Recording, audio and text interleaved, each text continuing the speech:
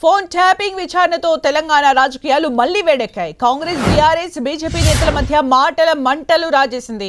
అధికారులతో మొదలైన విచారణ ఇప్పుడు రాజకీయ నేతల దాకా వెళ్లింది. బీఆర్ఎస్ కీలక నేతలు కేటీఆర్, హరీష్ రావును సిట్ విచారించడంతో తెలంగాణ పాలిటిక్స్ ఒక్కసారిగా హీట్ ఎక్కాయి. ఇది టైంపాస్ వ్యవహారమని, అంతులేని కథ అంటూ కేటీఆర్ ఆరోపించారు. అసలు సిట్ నుంచి లీకులు వస్తున్నాయో తానే ఎదురు ప్రశ్న వేసి కేటీఆర్ ప్రకటించారు. ఇటు కాంగ్రెస్ నేతలు కేటీఆర్ కు కౌంటర్ విసురుతున్నారు. ట్యాపింగ్ చేసినట్లు ఒప్పుకున్న కేటీఆర్ చట్టానికి లొంగిపోవాలని డిమాండ్ చేస్తున్నారు.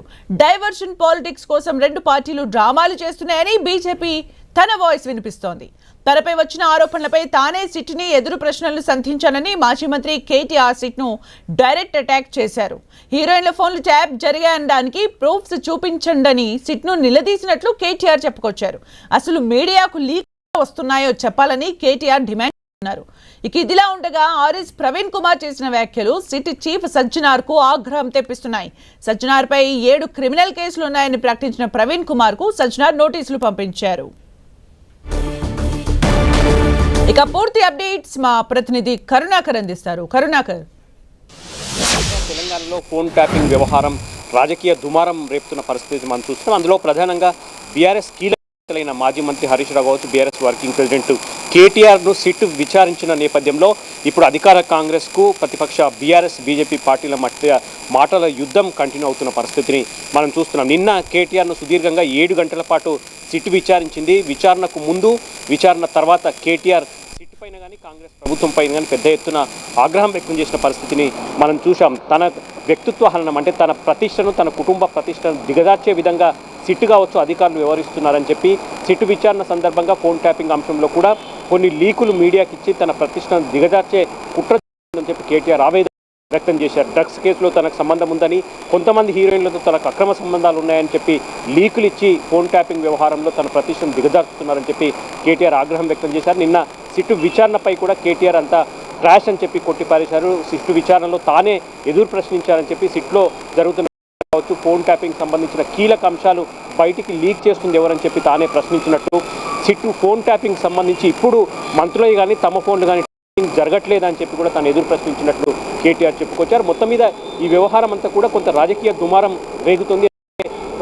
కీలక వ్యక్తులైన కేటీఆర్, హరీష్ రావు విచారణ పూర్తయింది. మళ్ళీ విచారణకు పిలుస్తామని చెప్పి సాక్షులను కలవద్దు, వాళ్ళని ప్రభావితం చేయొద్దని చెప్పి SIT chief Hyderabad commissioner Sajjanar కూడా ప్రకటన విడుదల చేసిన పరిస్థితిని మనం చూస్తున్నాం. కాబట్టి కేటీఆర్, హరీష్ రావు విచారణ ముగిసి మళ్ళీ ఎప్పుడు పిలుస్తారన్న ఒక ఆసక్తి నెలకొనడంతో పాటు వీళ్ళిద్దరి తర్వాత కాంగ్రెస్లో ఎవరికి నోటీసులు ఇస్తారన్న ఒక చర్చ మాత్రం సీరియస్గా జరుగుతున్న పరిస్థితిని మనం చూస్తున్నాం.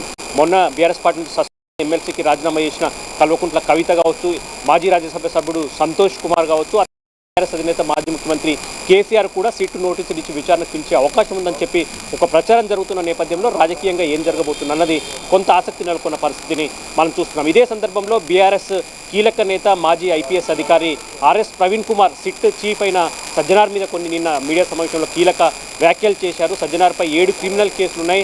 అటువంటి సజ్జనార్ సిట్ చీఫ్గా ఎట్లా విచారణ జరిపిస్తారో, ఆయనకు నైతికత హక్కు ఎక్కడదని చెప్పి ఆర్ఎస్ ప్రవీణ్ కుమార్ ప్రశ్నించారు. దీన్ని సజ్జనార్ కొంత సీరియస్గా తీసుకున్నారు. హైదరాబాద్ పోలీసులు కూడా సీరియస్గా తీసుకున్నారు. వెంటనే ఏమాత్రం ఆలస్యం చేయకుండా ఆర్ఎస్ ప్రవీణ్ కుమార్కు హైదరాబాద్ పోలీసులు నోటీసులు జారీ చేశారు. సజ్జనార్పై తాను చెప్తున్నట్లు ఉన్న ఆ 7 కేసులకు సంబంధించిన వివరాలు ఇవ్వాలి, లేదంటే చాలా తీవ్రమైన చర్యలు ఉంటాయి, కేసులు నమోదు చేస్తామని చెప్పి కూడా సిట్ నోటీసుల్లో పేర్కొన్న పరిస్థితిని మనం చూస్తున్నాం. కాబట్టి ఇదంతా రాజకీయ దుమారం రేగుతుంది. రేపు సిట్ విచారణ తుది దశకు చేరుకుంది. కాబట్టి ఇంకా ఎవరెవరికి నోటీసులు ఇస్తారో, ఈ ఫోన్ ట్యాపింగ్ వ్యవహారంలో అసలు కీలక అంశాలు ఏమేమి బయటికి వస్తాయనే దానిపై కొంత రాజకీయంగా ఆసక్తి నెలకొన్న పరిస్థితిని మనం చూస్తున్నాం.